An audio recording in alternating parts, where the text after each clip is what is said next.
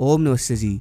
एक दिन मेरा गला इतना ख़राब हो गया कि भाई सभी तरह की दवाइयाँ ले ली लेकिन कोई फ़र्क नहीं पड़ा। तभी मुझे राजीव दीक्षित जी की एक वीडियो मिली जिसमें उन्होंने बताया कि मेथी दाने को गर्म पानी में डालो, हल्दी डालो और गरारा करो, और भाई 2 दिन में मेरा गला ठीक हो गया। ऐसे ही राजीव दीक्षित जी ने एक बार बताया कि पावर बढ़ानी है तो माखन खाओ, और भाई मैंने खाना शुरू कर दिया। और भाई सर्दियों के मौसम में मैंने अपने शरीर को ऐसे से ऐसा कर लिया था। सच बताऊँ, मैं राजीव दीक्षित जी के बहुत सारे नियम फॉलो करता हूँ क्योंकि ये 100% काम करते हैं।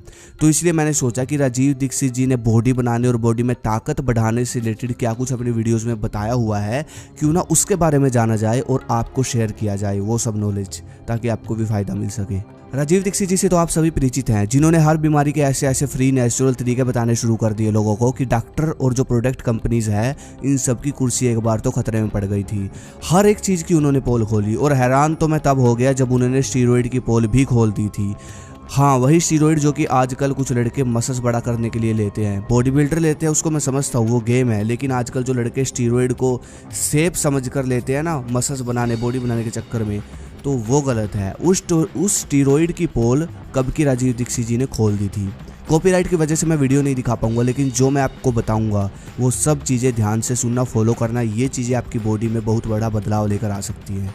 राजीव दीक्षित जी ने भारत के प्राचीन आहारों को खाने का तरीका और उनकी शक्ति बताई, और वो भी उदाहरण दे देकर। मैंने बचपन से राजीव दीक्षित जी को बहुत सुना है, अभी भी यूट्यूब पर बहुत नॉलेज में लेता हूँ, इसलिए अब मैं आपको बॉडी बनाने के और बॉडी को ताकतवर बनाने के वो सब तरीके बताने वाला हूँ जो कि राजीव दीक्षित जी ने बताए हैं। और ये तो आप सबको पता ही है कि राजीव दीक्षित जी के टिप्स 100% कारगर है, और मैंने खुद भी अपनाए हैं। सच में भाई गजब की ताकत बॉडी में बनती है, और मैंने बनाई भी है और बॉडी को गेन भी किया है। बस आप ये सब चीज़ें समझना और फॉलो करना। पूरी वीडियो देखो। राजीव दीक्षित जी अपने एक व्याख्यान में कहते हैं कि जो कुछ लोग मसल्स बड़ा करने के लिए, बॉडी बनाने के लिए ये स्टीरॉयड लेते हैं ना, स्टीरॉयड इंसान को नपुंसक बना देती है। जी हाँ, अगर आप लोगों को शरीर को नेचुरल फिट बनाना है तो सबसे अच्छा है चूना खाओ।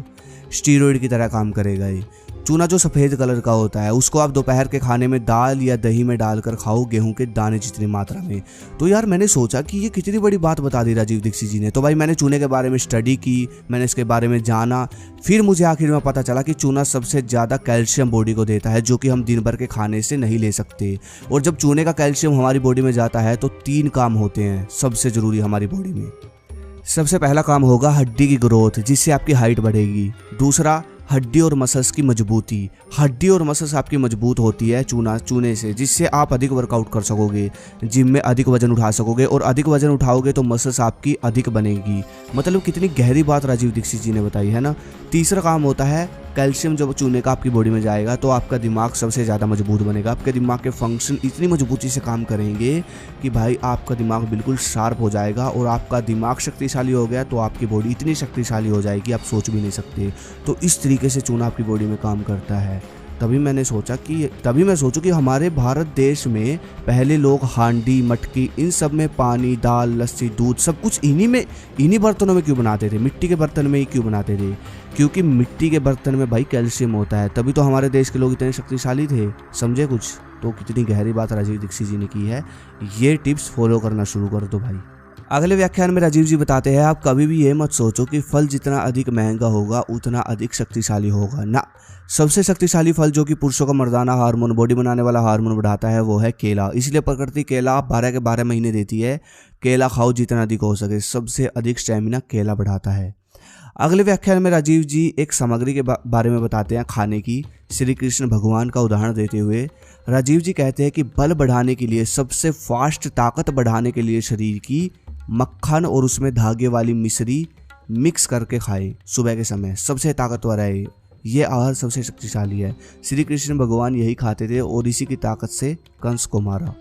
तो भाई ये इतना अच्छा उदाहरण देकर श्री कृष्ण भगवान का उदाहरण देकर राजीव जी ने कितने बढ़िया आहार के बारे में हमको बताया। तभी मैं सोचूं कि सांप काटने के बाद मक्खन में काली मिर्च खाने के लिए क्यों बोला जाता है। ये चीज़ आयुर्वेद में लिखी है। जब सांप काट जाता है तो सांप काटने के बाद बहुत ज़्यादा कमजोरी आ जाती है, उस कमजोरी को ख़त्म करता है मक्खन। तो कितना पावरफुल होता है ये आप खुद सोच सकते हो। तो ब्रेकफास्ट में खाना शुरू कर दो मेरे भाई। अगली जो चीज़ राजीव दीक्षित जी कहते हैं वो राजीव दीक्षित जी ने तब बताई जब सुशील कुमार जो पहलवान है ना, रेसलर, जो गोल्ड लेके आया था, ठीक है, जब उसने ओलंपिक में मेडल जीता था सुशील कुमार ने, तो राजीव दीक्षित जी ने अपने एक व्याख्यान में बताया कि शाकाहार सबसे शक्तिशाली है। आप कभी भी अपने दिमाग में थोड़ी सी भी ये चीज़ मत रखना कि नॉनवेज शक्तिशाली होता है ना। मैंने आपको चाणक्य नीति का उदाहरण देकर भी बताया था कि मांस खाने से सिर्फ मांस बढ़ेगा। जी हाँ, इसलिए वेज खाओ, शाकाहार खाओ जितना हो सके, घी खाओ, दूध पियो, बस ये राजीव दीक्षित जी का कहना है, और जो कि सच भी है। मैंने भी उदाहरण दे रखे हैं इसके बारे में। अब मैं बात करता हूँ व्यायाम की, वर्कआउट की, एक्सरसाइज की। राजीव दीक्षित जी व्यायाम के बारे में इतनी गहरी बात कर गए कि आज वो सच होती जा रही है। राजीव दीक्षित जी क्या कहते हैं? राजीव दीक्षित जी ने कहा था कि जो व्यायाम है, हमारे भारत के लोगों के लिए व्यायाम बना है खुले में, खुले वातावरण में, धीरे धीरे सांसों की क्रिया के साथ। ये व्यायाम हमारे लिए बना है। फास्ट व्यायाम जो होता है, मतलब फास्ट तरीके से एक्सरसाइज, वर्कआउट, ये हमारे लिए नहीं बना। जैसे कि अंग्रेज करते हैं ना, फास्ट तरीके से पुशअप लगाना, पुलअप लगाना, रनिंग लगाना, स्प्रिंट लगाना, ये अंग्रेज़ों के लिए है, हमारे लिए नहीं है। और आप नोटिस करो कि जब हम लोग, भारत के लोग, ना तो दौड़ में, मतलब रनिंग में अच्छा रिजल्ट नहीं निकाल पाते, ठीक है, और भाई पुशअप लगाते हैं आजकल युवा, पुलअप लगाते हैं, उनकी बॉडी नहीं बनती। लेकिन जो दंड लगा रहे हैं अखाड़े में हमारे देश के युवा, उनकी बॉडी कितनी अच्छी बनी हुई होती है पहलवानों की, सोच कर देखो।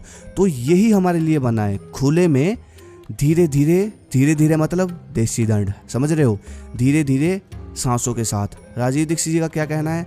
खुले में लगाओ, धीरे धीरे दंड। फास्ट क्रियाएं हमारे लिए नहीं बनी, धीरे धीरे देसी दंड लगाओ, उसी से हमारे अंदर बल बढ़ेगा, ताकत बढ़ेगी। वही हमारे लिए बना है भारत के वातावरण के अनुकूल, वातावरण के हिसाब से। तो भाई ये सबसे गहरी बात है। ये जो जिम में मतलब चार दीवारी में वर्कआउट करना, फास्ट वर्कआउट करना है, बाहर के लोगों के लिए बना है, क्योंकि वहाँ का मौसम ऐसा है। हमारे लिए राजीव दीक्षित जी बताते हैं खुले में, धीरे धीरे वर्कआउट, समझ रहे हो। तो ये चीज़ बहुत बहुत इंपॉर्टेंट है, और ये मैं भी फॉलो करता हूँ। मैं जिम भी करता हूँ कभी कभी, लेकिन ये ज़रूर करता हूँ मैं, भारत का व्यायाम, समझ रहे हो। बस ये नियम अगर आपने फॉलो कर लिए तो आप बहुत अपने आप को निखार सकते हो। अगर वीडियो किस पे चाहिए कमेंट करो। धन्यवाद। जय हिंद, जय भारत, हर हर महादेव।